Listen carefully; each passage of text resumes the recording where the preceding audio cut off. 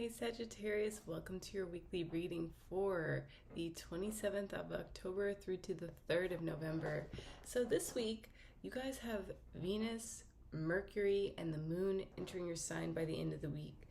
And it feels like with you guys having your ruling planet retrograde in your 7th house, there's a lot that you guys are going to be really seeing maybe through new eyes. Maybe you guys are having a lot of travel experiences and you're out of your usual bubble of reality. And I love this water codes, tons of bubbles.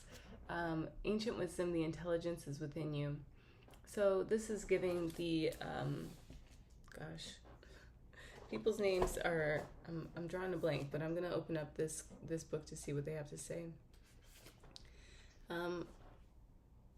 Masaru Emoto proposed that water molecules can carry our thoughts, words, and emotions. This theory has potential to unlock a lot for humanity, and it feels like even just starting the week out, I've been giving everyone a Mother Peace tarot card first, but for you guys it's water. And we have the Sun in Scorpio in your 12th house before the Moon transitions into your sign, as well as Mercury. They're both in Scorpio. We have Mars in Cancer, so that is your 8th house. This is your sex, death, transformation, and rebirth with Mars there. So maybe for some of my Sagittariuses, you guys are coming into profound depth in your relationship, in your partnerships, where maybe you guys were kind of surface level, even in a marriage, and one of you guys was spiritually oriented, the other one was more focused on the mundane, the physical 3D world, which you guys have to balance each other out. We have to be completely aligned in our chakras to really make impact and to operate in this 3D reality. We have to remember we're a soul, but then still be taking care of our body and learning how to mature our emotional intelligence. But we also have Saturn and Neptune in the 4th house for you guys. So it feels like you guys have a lot of divine intuitive wisdom coming through. And this week as we transition from the inner decan, the inner world, from where we belong with our emotions. Yeah, good fortune. 13 netting to a 4.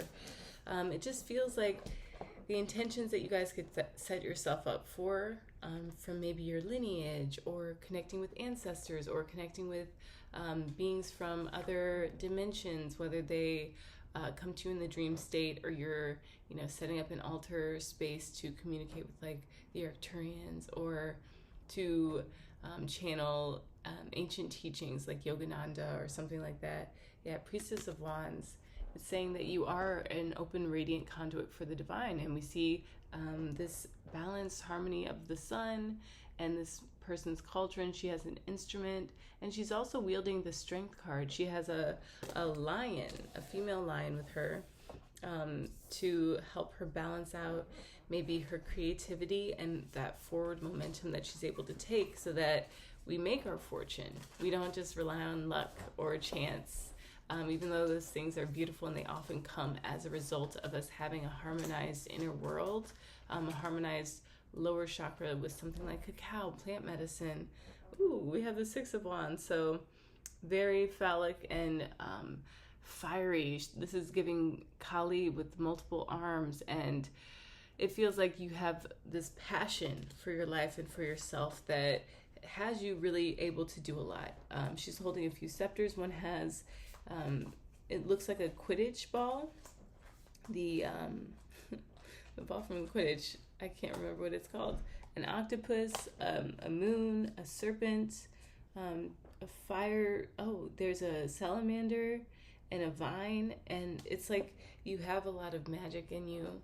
And then we also have the Fool card, the 0. So on Sunday, I believe, yes, we have, and this, I'm pulling the chart for like 5 in the morning. So maybe when we first start to stir in those final dreams, we have Mercury at 29 degrees on Saturday, Scorpio, Moon at 17 degrees, Scorpio, and the Sun at 10 degrees. And Black Moon Lilith is at 13 degrees. For you guys, this is in your 11th house. So maybe you guys are able to really work to alchemize some like shame or stories that people told about you, stories that because it's your 12th house, so it's the house of hidden enemies, things that hurt you from the past and you weren't sure how they still are somehow in your mindset or memory or your field, but they are. And we have to do that work to make sure that we are cleansing ourselves of past narratives, we're surrendering old stories. I personally was visited by the spirit of ayahuasca, set off by an allergic reaction to pecans, but I was purging and I felt this need. One of my friends, she spoke to having like a lump in her throat one day, but she decided to switch timelines and told herself it was a crystal from the depths of the earth that she swallowed, and she wanted to receive the medicine instead of fight it. So in my state, I had to just allow for that energy to work through me of like this purging, this need to reject. For me, I figured out what it was because I've traveled to San Francisco, a place where I've been before, but it was a very different lifestyle. It was a very different timeline, lots of pain, a very heavy on the pain body experience. And look, spiritual protection, you guys have tea leaf. So good fortune and spiritual protection, I feel like they go hand in hand because when we're prepared for our success, it takes off. It's about being at the right place at the right time with the right mindset. And that's something I also share is that, yes, I know, like plenty, at least 1,000 people in my lifetime have told me I'm so beautiful, I can model. But I recently have really discovered the truth behind what beauty is, and it's soul deep. It's at the heart of our soul. When we live from the heart, when we have heart coherence, which is why my name on YouTube is Christ Heart Collective, we radiate beauty, but we also inspire that beauty in others. And initially I thought it was like winner take all. You're either on the cover of Vogue or you're like, in the side margin of the magazine and you don't have that same level of impact. But also being able to grow my art practice, my spiritual practice with astrology, and understand that these will be things that I carry with me throughout my lifetime. It does so much more for me as an individual. And maybe you guys have a similar experience of, you were top of your class, going to be a doctor, and then you decided to open a yoga studio or a house remodeling service, and you're like, I just want to work with my hands, or I just want to work with my spiritual intelligence, my spiritual technology. And everyone was like, oh my gosh, what? And those things are residually in the back of our mind. So we're going to work to clear those things. As Pluto is in your third house, it's currently in your second house, moving into the third by November 4th. Wow. Is that actually true? Or is it November 15th? It's November 15th, sorry guys. False alarm. But essentially by November 15th, you guys will be out of this like need to maybe clear up your values and to understand that every choice that we make is what our soul either chose or defaulted to. It was either our destiny or our fate. So if we've come into our destiny, we might have had to break through the clouds. But if we fell into our fate, there were certain things that were karmic, held emotional experiences that we had to rattle loose. We had to completely surrender our narrative, our past failures, our perception of what failure was, in order to come into this ability to wield our skills and our passion in a way that is fearless, that is powerful, that can touch many people's lives. So I'm also going to look for you guys at Jupiter Day. I've been looking at Saturday, November 2nd. And Jupiter Day is ruled by your ruling planet. And on that day, Jupiter will be at 20 degrees Gemini in 32 seconds. And we're going to have Venus at 18 degrees. So there's an opposition between Venus and Jupiter. And Venus rules your 11th house, social groups, and the moon will be there, Black Moon Lilith, and the South Node, helping us to really figure out where we no longer belong in partnerships and relationships in our social sphere. So there might be people who are on a karmic path and they're just unfulfilled, unhappy, and you've spent far too much time trying to cater to them, show them what a good life is like, rather than actually just living a good life and letting them remember that they once knew a version of you, and work that through their consciousness like a medicine that is really hard to accept, but once you release and take it in, it can change and imprint on you in a way that is very powerful, like Dr. Emoto's water experiment. And maybe you will have this week an experience with water. If you can, I know it's fall, I know it's cold, but if you could do like a cold plunge or go to a body of water and journal for like an hour. I want to read tea leaf to see what more is coming through, but it looks like the sun is rising, like in this full card with the sun moving through the first decan of your 12th house in Scorpio. We see the sun rising, bringing good fortune. So maybe you guys have been going through a dark night of the soul, and you guys haven't really come around to like, okay, I can let go of these friends now. Because second house, I feel like it's like the materials that we have to work with, that's from time passages. And some of you guys might have felt like your social groups were materials that you had to work with. Like you had people who, you know, were never going to leave your side, and it turns out that they did. Or you were married to someone and you guys had a separation, and it felt like, oh, I could just stick this out, I could tolerate this, and it's like, no, you can't, and no, you ought not to, because your life is meant to be so much more than a karmic story, especially for those of my Sagittarius in your first or second Saturn return, or in your Uranus return, where it's like the volatility of needing to change and let go of things will force you to drop it. It will force you to let go of it. And with Aquarius being your third house and that ruling planet in the sign of your sixth house in Taurus, you guys might have had a lot of things in your daily life flip, jump, change on you guys. And I know that you guys are going through rapid expansion and growth with your ruling planet in your opposite sign, giving you all of the transiting planets a chance to give you this new view of what your vision can be. And I feel that it's a lot of intention that you guys can put out, and it will shift the energy of a lot of stories. Tea plant purification. Take away all great faults and all small faults. Throw them all into Moana Nui Ka'o'o, the great ocean. So this is also speaking to water once again. And the interpretation, we're in a hotel. Tea leaves offer protection and purification. Hawaiian purification rituals use salt water, the same substance that tears are made of. Sometimes there is nothing better than a good cry to help restore your ability to think clearly. Purification is needed when negative influences, whether physical, emotional, mental, or spiritual, block your progress. So again, that would be like you've bought a subscription to Hulu and you're watching like horror stuff at night, and it's like that needs to go, especially if you're walking this path of enlightenment.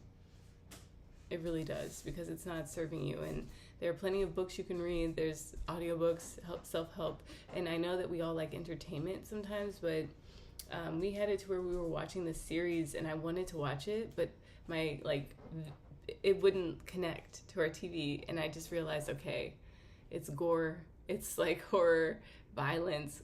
What am I doing programming myself before bed with this stuff that's going to set me up to live it out in the coming days? So I had to make the switch, and I'm glad I did, because there are other movies that I could watch, like things from the Shakespeare Network, which I'm interested in, and you guys will just have to find your niche and switch it up. If you're a video gamer, do you really need to play like all sorts of violent, gory games? How does that impact your communication? What are you thinking about that comes through those games? Even if you might see it as separate, you live a completely different life during the day, and at night you come home and play that for 6 to 12 hours. It's like, you know, I've heard all sorts of things from, like, I'm thinking of even like Elon Musk, who speaks about gaming, and it's like you can get caught, especially in a cycle of self-depreciating content. It takes down your self-value over time, and it's something that we need to be clear on. The emotional hygiene, the movement hygiene, energetic hygiene, just purification is a big one for you guys this week.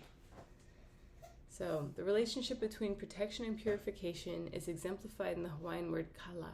Along the many meanings of kala are to loosen, untie, free, release, remove, unburden, absolve, let go, acquit, take off, undo, to proclaim, to announce, to forgive, pardon, excuse, to substitute for. Kala is also used to refer to counter sorcery or a prayer to free one from any evil influence. Purification ensures protection from negative and harmful influences. Purification operates at the physical, emotional, mental, and spiritual levels. Physical purity requires a healthy diet, adequate exercise and rest, and a clean environment. If something is blocking you from achieving a state of physical purity, now may be the time to make a change.